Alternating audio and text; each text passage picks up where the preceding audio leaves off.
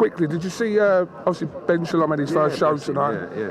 Quote Ben Shalom, he's a 50-year-old man living off his dad's Working for his dad, sorry. I'm 46. I do work for my dad. I will always work for my dad. When my dad dies, I will still be working for my dad. And I'm very proud of what he built, and he's a hero of mine. So it's an absolute honour for me to be working for my father. I'm running the company.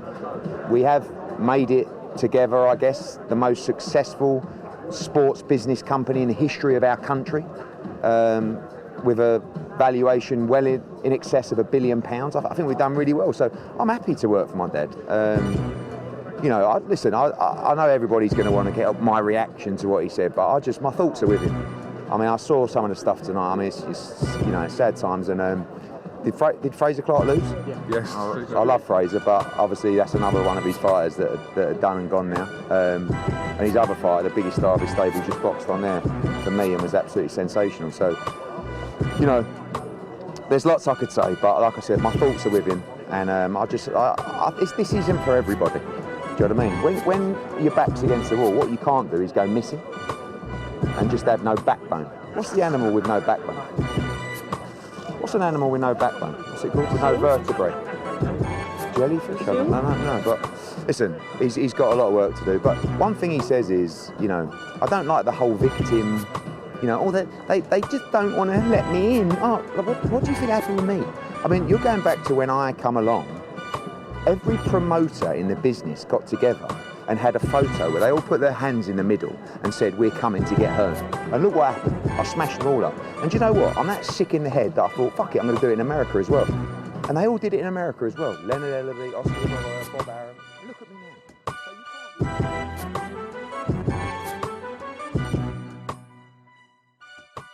you can't... Hey, welcome back to the number one podcast in the sport where they really put a work experience kid as chief support on the BBC. Oh my God. I have no idea where to start, if I'm being honest. I really, really don't. So this might come out in separate bits. I've got 101 things racing through my mind at the moment. So if this comes out in chunks, it's not to game the algorithm. It's just because that's where my head is at. Because initially we'll get to the boxing talk, but we've got to have a proper talk about Boxer. So Boxer have ended up on the BBC. By hook or by crook, Ben was able to make a deal that many promoters had tried and failed to make. And I imagine a large part of that was BBC thinking, oh my God, we've got him off Sky. And watching, you know, the visuals that accompanied Boxer events in Sky, and they probably presented this beautiful set of slides that showed, look at the eyes we've had on us, which was mainly driven by Chris Eubank Jr., for being honest. But look at the eyes we had on us, and this is what we can do for boxing on the BBC. The BBC are just probably going to their compliance department going, we really don't want any of this. And then someone with 3 brain cells at the BBC has gone, we probably need something a bit edgier than the usual tepid nonsense we produce out here. So why not give it a go? Okay. So they get this deal, and this is a deal that everyone from Dennis Hobson and everyone's explored it. Steve Wood, Dennis Hobson, whoever, right? They've all looked at how do we get boxing on the BBC, and a lot of people just ruled it out because like the budget would just be so bad. So when Boxer get it, you're like, all right, how are they going to make this work? And from a fan perspective, we're sat there going, well, you done already spunked 32 million of Sky's money, allegedly. And your stable is worse at the end of the process than it was at the beginning. That takes some doing. That really takes some doing to blow 32 million quid and we don't know where the money went. There's 32 million quid of Sky's money that's been spunked. Some of it allegedly went to a match fixer. You know, it went to some dirty hands. And obviously Billy Joe had the phone call where it was like, oh my God, like, this isn't good. And the 4 years pointed to an organization in Boxer that didn't know how to conduct business in boxing. Had zero idea. No matter who they brought on board, it seemed to just compound the level of dysfunction in the organization. And look, I've been broadly positive about Boxer, and I've been positive about Ben, because I want to see them succeed, right? I do. And that's always been my argument.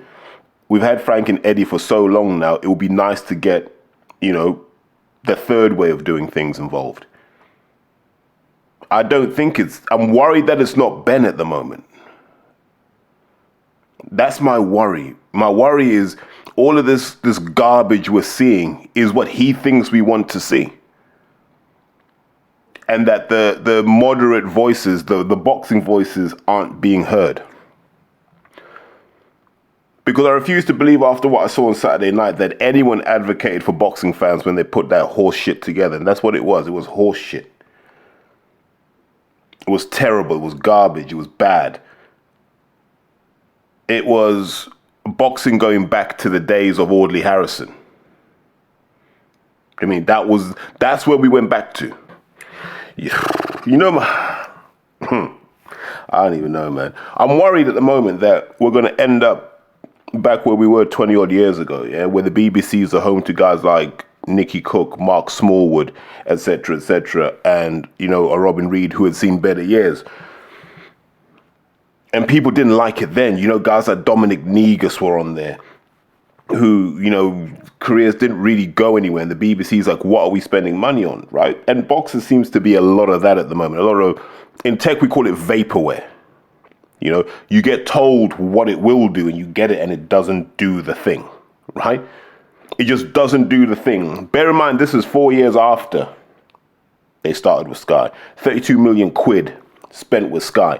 If you call that an R&D budget, they seem to have ended up knowing less about boxing in 2025 than they did in 2021. Bear in mind, you're 32 million in the hole, right? 32 million in the hole. And let's do an honest assessment of before and after, okay? Before the 32 mil, after the 32 mil. Hughie Fury is fighting in Holland against Michael Webster. And look, Curtis might pull me up on this, fair enough. Michael Webster would have been a Hughie Fury sparring partner 4 or 5 years ago, right? Hughie is fighting in, who knows, man, Eindhoven, Essen, I don't even know, Twente, Enschede. Do you know what I mean? Some random location in Holland is where Hughie Fury is fighting. Steve Robinson, do you remember him? A guy that Jamie Shakiva played with for fun for ages and was like, yo, is this guy any good? No. Everyone in boxing knew it, but somehow someone got in their ear and said, man, you've got to sign Steve Robinson, man. Don't say it was my Jamaican or Geordie, I don't know. And their big men suite was completed by Nick Campbell. Nick Campbell, the same Nick Campbell that got spanked about by Courtney Bennett. Do you know what I mean? And they were going to spend money on this. None of these guys, by the way, are with any other big name promoter. I know GBM, okay. Where's Nick Campbell? I mean, Steve Robinson will do well to get on a GBM show. Hughie Fury's on a GBM show, still telling us that he's world class, but we're not seeing it in the opponents that he's fighting. Of all of those big men that started out there, the real kind of guy where you're like, oh, he's still going is Richard Riakporhe, but what a career he's had. Do you know what I mean? Where's the traction? For 32 million, you'd expect one of them guys to have a belt, right? For 32 million over 4 years. Where's the metalwork?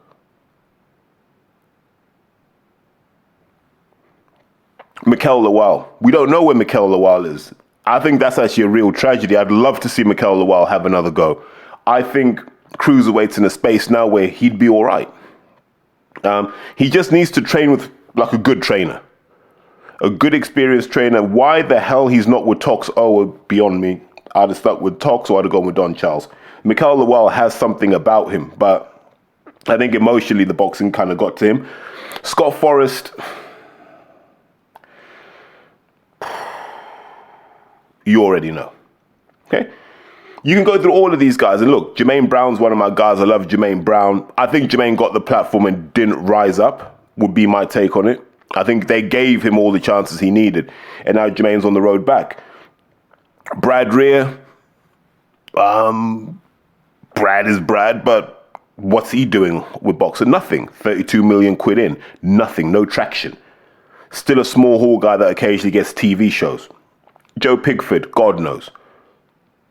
God knows. He might be running the ferry from Southampton to the Isle of Wight for all I know. I have no idea what Joe Pigford's doing. But he was knocking people out and then it all kind of disappeared. I don't know if it was Lee Cutler that he fought and lost to. But who knows? The Azim brothers are the only assets that they've got where you're like, you can do something with them, but it doesn't feel right. I mean, Lewis Ritson, by the by. Mark Dickinson, by the by. Savannah Marshall, she's just run out of people to fight. I think she's completed boxing to the best of her abilities. Like, if she's in boxing now, she's just there to get a few more checks before she sets up a dog rescue shelter or something. The one that hurts the most to say is Georgia O'Connor. Quite heartbreaking. Lovely young lady. Would have probably had more traction in boxing had she not been there and passed away, unfortunately. So rest in peace to Georgia. Caroline Dubois, gold. No, nothing. But if you followed me for long enough, you know I've been saying Caroline Dubois is the talent in the Dubois family. You know, nice to be proven right on that. Then they had April Hunter. Who cares about April Hunter? You know, I'm not trying to hear none of this. She's training with, so I don't care, right? That's not the level. Ebony Jones was the level, but now she's retired.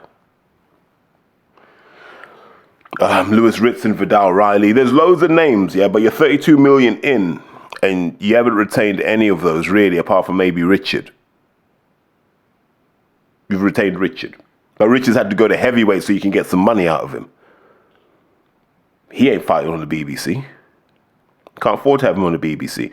So we've just gone through that to illustrate the point that 32 million in, boxer effectively starting from zero again.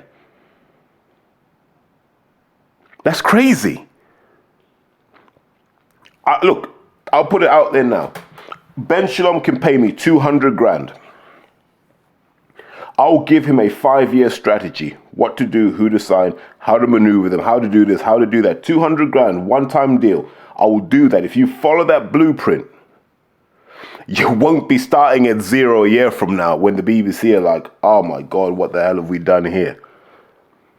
Because no one knows where the money's going, yeah? No one knows where the money's going. Think how many years they hid behind stuff. Do you remember when they were hiding behind stuff that they thought would confuse boxing fans because we were allegedly too thick to understand it? Do you remember stuff like, yeah, this fight did this many impressions across social media. Ben Whittaker is the most viewed person. It's like, yes, he is, but not on your platform. Okay, your logo's in the background, but no one cares. They care about Ben Whittaker. If Ben Whittaker does 200 million views, Ben Whittaker does 200 million views. And look, Boxer are on the BBC struggling to explain how they spunked 32 million quid of subscribers' money, not this random money that exists in the ether, your money, my mum's money, my mate's money. They spunked 32 million of that to end up on the BBC with nothing, not a pot to piss in, right? Ben Whittaker, Diesel, I don't know, Diesel, Adidas, whatever, he's got everything. Like, he's doing catwalk shows. Ben Whittaker is flying. So when you say, look at all these impressions and views, what did that do for? It did nothing. It did nothing. It did everything for Ben. And kudos to him. He's now on Matchroom. And Hearn is now going, this is the guy in British boxing. So Ben made Boxer work for him. Boxer didn't make Ben work for them. And like I said, I don't want this to be, oh, you don't like Ben Shalom. That's not the point here. The point here is this podcast has always been balanced, yeah? When Boxer have done well, I've applauded them. When Boxer have made good moves, I said, yeah, it was a good fight, it was a good card. We're now looking at a situation where we're like, you guys got to tap out. So now everything I'm about to say is alleged. Okay, this is all alleged, but I'm going to say it because it's in the ether. You know, you're allowed to respond to things that are alleged. So when you talk to the people in Sky Towers, The feeling was boxers' business practices were shady. And not shady like, laundering drug money shady. It was just, the feeling was we're not dealing with a serious organization here. They felt with Matchroom you dealt with a machine on the other side. We put things in, we get things out. And we can clearly see the stages those things have gone through. And the output is measurable. And they said with Boxer, you just never felt that. You felt that they were making it up as they go along. You looked at who was involved and it was so-and-so's mate, or this guy I just met down the pub on Saturday, and that will be the person signing the contract, which when you're Sky and you're run by, essentially you're owned by Comcast, you can't move like that. Then there were the payments to, I think it's, I've got to word this carefully, so I don't know if the payments were directly to Mazza Majid, but it were to accounts connected to him, and obviously he's known for the max fixing scandal he was involved in, which I think he was arrested for, or still jailed for. If I'm wrong on that, feel free to correct me. When you're passing those sorts of payments off, and people say it was just to make the Khan thing, but the suspicion was a lot of the fights and the opportunities that Boxer were pursuing ran through him. He was the fixer. And Sky's thing is, wait, we're Sky. What do you mean we don't need to go through a fixer? We say, do you want to do it or not? And so there was a feeling that at various points they wanted to take control of the reins and say, look, let's just run this ourselves because they don't know what they're doing. And this is from people on the Sky side. So Boxer have a right of reply to say what they want to say. But on the Sky side, this is what was being said to me. It's all a bit of a shambles. There's no forward motion. They're literally just trying to keep their heads above water. And that we're not used to this. We've never had promoters like this. There's normally a direction of travel. We know what the next 3 fights are for each fighter. That could be easily explained so we know what the strategy is. They were like, here we have no idea. Communication was a problem. Dealing with them was a problem. None of it worked. They brought John Wishausen in to be the wise head. Ambrose Mendy was kind of plugged in as well, just for some wisdom in there to say, guys, this is how boxing works. And by the end of it, those guys were like, they can't be saved. And that was a conversation. It was like, is there a way we can fix it with them? The answer was no. That was a no. And that's why Sky didn't have a backup plan, because there was no one that could deliver what they wanted. There was no one that could pull a stable together of any strength, apart from Frank and Eddie. They've done that so well. And there's no one who's got a stupid pot of money that's looking to disrupt boxing enough that it would make sense to do. So that's where you are, really. That's how they got bounced off of Sky. And then there was a controversy. Do you remember when Boxer tried to sue? I don't know if they did. Allegedly tried to sue John Wishausen because the allegation is John was working on a side project. Now, people thought he was working to bring Eddie back to Sky, right? But it wasn't. It was literally, right, let me see what fighters would want to come on Sky, and then we see if we can find a decent promoter to front it. But because John was like, Sky's the right platform, we just don't have people here that can execute. And he wanted someone that could execute. So there were conversations with various promoters around that, and people was like, John's trying to stab people in the back. And I don't think it was that. I think he had been told, we ain't renewing with Boxer. There've been too many own goals. They don't know what they're doing. They're not a mature enough boxing operation that we can rely on them to spend our money anymore. We can't do that. If the highlight of your 4 years is essentially Kell Brook versus Amir Khan way after his sell-by date, that's not a good look. And knowing all of this, the BBC have somehow gone, yeah, we'll try this. But then the BBC have gone, we're going to have really tight guardrails, really tight cost control. So we need to see everything. And maybe the BBC will bring in the kind of discipline that boxers need to grow as an organization. Because like I keep saying, we need a third organization. Queensberry has too many boxers for them to all get out. Like, look, they've had Denzel parked up for how long? And Denzel could have done a BBC show. That adds star power. Do you know what I mean? Denzel could go to Matchroom. That would add star power. So there's room for people to be moving around and still have 3 promotional stables where there's quality. So we should want boxers to do well, but if we don't have this conversation in public, they're going to walk around thinking everything is okay. There is no way in hell you done blow 32 million quid of subscriber money, hard-working people's money. There's no way you blew 32 million quid of money to bring me Francesca Hennessy on a Saturday night. Francesca Hennessy. You hop over Ebony Bridges, you hop over April Hunter, you hop over Savannah Marshall, you hop over Karis Artingsall, you hop over Lauren Price to give me Francesca Hennessy. Who asked for Francesca Hennessy? Who? Who asked for Francesca Hennessy? Mick Hennessy is the Bibi Netanyahu of boxing, because I'm like, what does he have on everybody that he can do what he wants in boxing? You lose 1.7 million quid on Parker versus Fury. It's how, don't worry, Mick, we'll make it right for you. We're going to introduce you to this guy and that guy. They're going to put money into you. Mick comes back. He gets Chambo and all the other lot. Then it doesn't work out again. Channel 5 are like, Mick, yeah, don't know, Mick. Like, this ain't it. This ain't what we're seeing over there on DAZN and on TNT, mate. And then he's able to go from that to just putting his people in Sky, then getting into Sky going, my son, who wasn't that good as an amateur, my son. And look, Mick Hennessy Jr. wasn't a bad amateur, and credit to him for being a Nepo baby and still wanting to get his head punched in. I respect that. Was never a TV quality fighter. It didn't take that many fights to realize that. The fact that so many people in boxing went along with this nonsense is embarrassing, by the way. It's utterly embarrassing.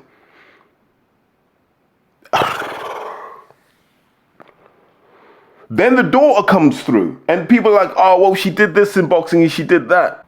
And listen, you know, I don't want this to be like a Hennessy takedown, but how has this man managed to squeak his kids into this when they're not, like, if you had said to me, rate their amateur careers 3 out of 10 at best.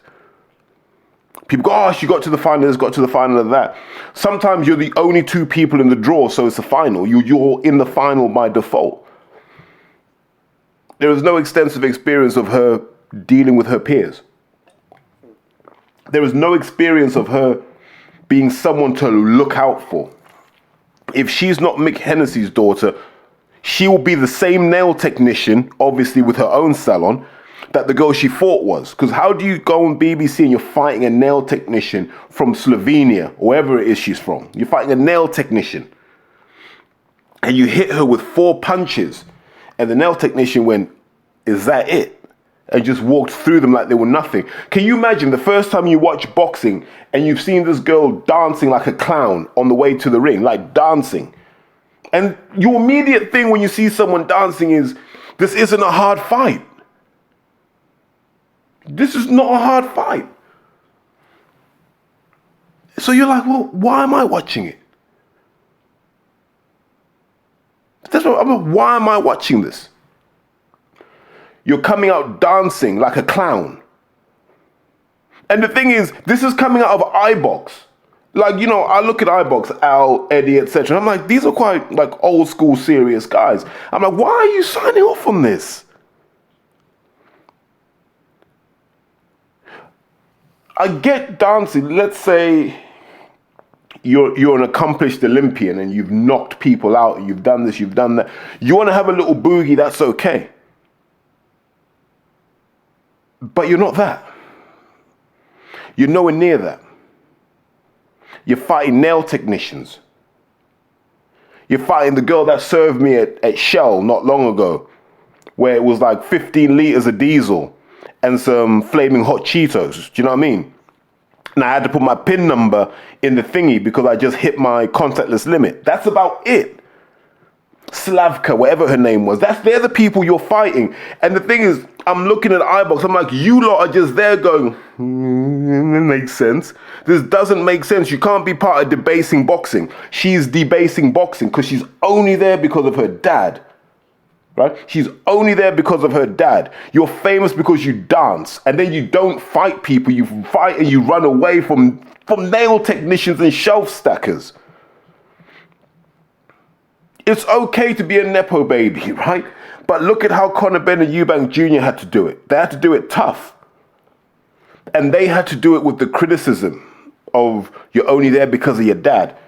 So where's the same energy for the Hennessy family? It's never there, is it? Because apparently they're the good boys and they're the good old boys. They're in the circle. They're in the gang. Bizarre to me. Considering what Campbell Hatton went through. And Campbell Hatton actually put his foot in the fire. He tested himself. No matter what you think of him, I know people give him a hard time for not having a lot of power. At least Campbell Hatton went in there tough. She's fighting shelf stackers. You can put her on 100 shows doing that same stupid routine with the same garbage music and the same stupid presentation. She will never cross over. Because there's 8-year-olds that want to watch it. She's normally on past their bedtime. It's the most ridiculous thing I've ever seen. Get rid of it. And the reason I'm saying all of this is sat at home watching is Karis Artingstall, who's like, put me on there. I'll put people on the canvas for you. I will nail women to the canvas for you. And you don't even think to put her on. You want to put the dancing bear on.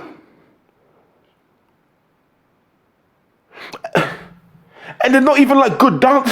It's not even like it's like good dance moves. There's no moonwalk. There's no spins. There's no like acrobatics to it. It's drunk girl round a handbag dancing. What idiots is that appealing to? Tell me. And you got the iBox lot stood there going, got to get a few quid, ain't I? That's embarrassing. I said all of that to say this. These guys blew 32 million quid of Sky's money. Your money, not Sky's money. It's your money. You paid for that. They blew that, and they couldn't make it work with April Huntington. They couldn't make it work with Savannah Marshall, people who can actually fight. They couldn't make it work with Ebony Bridges, who had talent to burn. Not Ebony Bridges, Ebony Jones. But Ebony Bridges would have been good on this one as well. Put her in with Francesca Hennessy. Any postpartum or not, see what the damage she will do to her. And they give us Francesca Hennessy, who is Ellie Scotney if you bought Ellie Scotney from Temu or DHgate. You know, like when you buy, you think you're buying a replica rally car and they actually just send you the picture. Then you reread it and go, oh, it said picture of rally car. That's what Francesca Hennessy is. She is Ellie Scotney without any of Ellie Scotney in her. She is just cosplaying Ellie Scotney, girl from Seven Oaks. Yeah, put on a bit of a Southeast London. Effecting accent, you didn't go to that school to have that accent. We know that. Yeah? We already know that.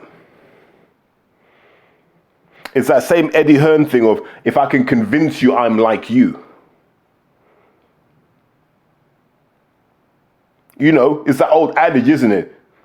The axe was able to destroy the tree because it said, look, I have a wooden handle. I am just like you. That's what we've got here.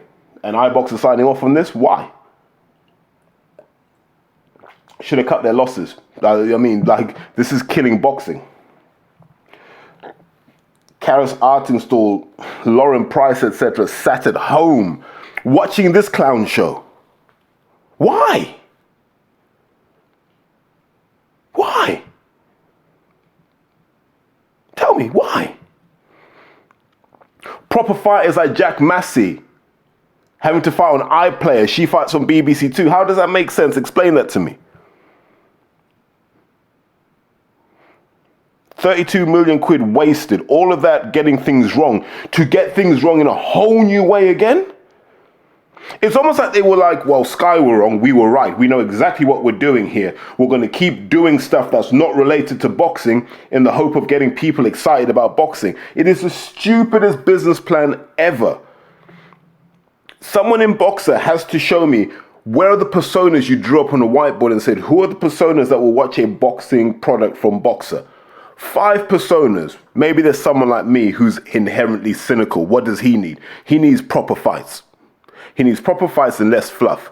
Hey, what percentage of our audience is he? Yeah, he's about 20%. And then there might be like, well, there's some casuals and they want to see women in bikinis or whatever. And you might do that. I don't even think they've done this because that card just looked like if I gave like year 7s a young enterprise experiment, this is the crap they would have come out with. And look, I love Kevin Campion. If Kevin Campion's matchmaking, I'm not necessarily mad about the matchmaking. Like, Francesca Hennessy has to fight nail technicians because they need to keep her winning. But I am looking at that going, this whole thing is screwed. It's not going to work because we don't know who's fronting it.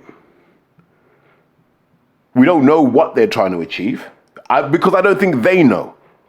That's why we don't get the same interviews. Like Hearn will come out and hit his talking points and we can get annoyed about that, but he has a plan that he's working to independently of what I think. I don't believe the same is true at Boxer right now. I want to be convinced otherwise. Listen, the platform is here because this is the kind of interrogation that's going to happen. And I don't want to hear this, Francesca Hennessy's on there because she gets this many impressions. That arena was empty on Saturday night. That arena was empty. It was empty. So who came out to see Francesca Hennessy? Nobody. You could have that thing in Sevenoaks and it would be empty. Mick would have to buy all the tickets. So how has Mick got that much pull that his daughter is on at 9 o'clock on the BBC, whatever time she was on? How has he got that much pull at Boxer? What does he know?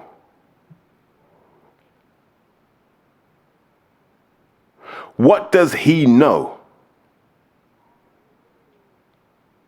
Because that's 32 million quid down the hole. And Mick Hennessy is there as well. And we know Mick has a record of losing money. We know Mick has a record of harebrained ideas, like putting Fury versus Parker on YouTube pay-per-view. Then he's surprised when it all goes tits up. So who's at the heart of this mess? Because if let me not go there, but it feels very suspicious, like there are ulterior motives here, but I'm not going to talk about that. So let's spin this around and come back to, can Boxer turn this around? It doesn't feel like they can. Not on the BBC anyway, and I'll explain why. I don't believe, let's pause that, because we didn't talk about like the broadcast presentation. The broadcast presentation felt like a Fight Zone card. And that's no disrespect to Dennis. Maybe that's me patting Dennis on the back and going, mate, you did this on a fraction of the BBC budget. It felt like a Fight Zone card. You know, like where you've got to go up to Leicester and commentate at the Mercury Arena. You know, you grab your coffee from Tim Hortons, walk up to the arena, you get to talk to some of the boxing fans on the way there. You meet the lads, Tyler Rivers, Brad Bethel, Leon Woodstock, etc. Have a little chat, do your commentating, your interviewing, and you watch it back on Fight Zone, you're like, that wasn't too bad, right? That was the same standard on the BBC. So Ronald McIntosh doesn't work as a professional boxing commentator. I don't mind him for the amateurs, actually, because he can get a lot of information in quickly. And you need that in the amateurs because there's loads of people from loads of different countries fighting like every 15 minutes. He's good for that. That's why I don't want to slate him too much. He's like Mike Costello when it comes to pro boxing, where I'm a mate. I can see what's going on, okay? You're on television, so I can see what's going on. What I need is you to just give me the important bits, and then the guy next to you to give me some color behind why stuff is happening. George isn't the guy for that. This obsession that Boxer / Ben Shalom have with Shane McGuigan and his stable is jarring at this point, okay? Just go out and get best of breed. Yeah? The commentators don't work. McIntosh and Groves do not work. Like, that's just going to turn people off. If you've never heard boxing for the first time, George is basically boxer's Darren Barker. You know, like Darren Barker speaks, and you suspect that he spits on everyone when he talks. And that's the impression I'm getting with George. And like, George knows some bits, and like, he's quite insightful, but his diction, his presentation isn't TV worthy. And then you looked at the anchor team. Look, I love Ellie Scrutiny, but Ellie Scrutiny's superpower is how she can be quite cutting and dry, which doesn't work on TV. So then when Ellie has to be corporate, you can see that she's kind of saying it through her teeth, because Ellie's too rooted in what boxing is and what it should be. And she hasn't learned what Bunsey has, which is just, just lie back and let it happen. Do you know what I mean? Bunsey's learned that because, you know, he's got a mortgage to pay. So Ellie was there, and I was like, this isn't making Ellie look strong, was my view, right? You just want Ellie to offer like a little 30-second sound bite between rounds and stuff, and that would be brilliant because she can see fights for sure. But I just didn't feel putting her in that position made sense. And she hasn't had that kind of preparation, because like Matchroom would never have done that with her. So I felt that Ellie was set up to fail in that case. I felt that was just lazy. Bunce is a guy that doesn't work for new audiences, and he's increasingly losing touch with the older audience. Ellie Scrutiny isn't going to work with the older audience, and the newer audience don't know who she is. Now, all of this box ticking is great, but you had Natasha Jonas. Natasha Jonas has done that role and done it well. Why wouldn't you have Natasha Jonas do it if your main event is someone she knows from GB? Why wouldn't you do that? This is what I mean about the disjointed, brainless kind of approach that boxers are taking, and it is brainless. You had a chance to go, hold on. Let's go on Twitter and find all the things that annoy boxing fans. Ronald McIntosh annoys boxing fans. George splits boxing fans. Steve Bunce splits boxing fans. Maybe let's not have them. Or maybe let's get some new voices in. It's a new broadcast platform. Let's get some new voices in that are uniquely boxer. In fact, part of me is almost relieved they didn't get Castillo to do all that nonsense, because it's all brainless shit that they would do. I found it mad that Savage Dan has now become Dan Stewart, or whatever his name is. I'm like, what? Where's Daniel Miller? Where's the VIP experience gone? Where's all that stuff gone? Now that it's the BBC. That's all gone, but Savage Dan's not the answer either.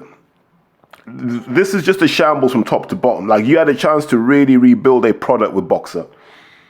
You had an opportunity to make a difference, to go, right, let's do this differently. And you failed. You've given us more of the same. So now we've got to judge you against Matchroom and against Queensberry, and you're miles off. Boxer are miles off. So why am I wasting my time watching? I don't want to hear this crap about you should be watching for the fights. No, I'm watching for the whole package. You know what I mean? I love Apple because when I buy an Apple device, the packaging is an experience in and of itself. You couldn't just give me an iPhone in a bubble wrap bag and go, there you go. That wouldn't feel the same. So you're feeding me a broadcast situation that's terrible. The lighting was okay, but still mediocre. Basically, there's nothing edifying to say about what happened on Saturday night. There's nothing edifying to say. I think Boxer are in deep, deep trouble. I think this time next year, we might have to write them off. I don't want to be definitive just yet. We might have to just write Boxer off and say, listen, they never knew what they were doing. And I really hope that Ben's not taking advice from Simon Jordan about boxing. I really hope he's not taking advice of Simon Jordan. Because there's a guy who doesn't have a clue about football, then definitely doesn't have a clue about boxing. You wouldn't even trust him to pick out an attractive woman based on his history with women. And you can't take advice off a clown like that, in my opinion. Forget that guy.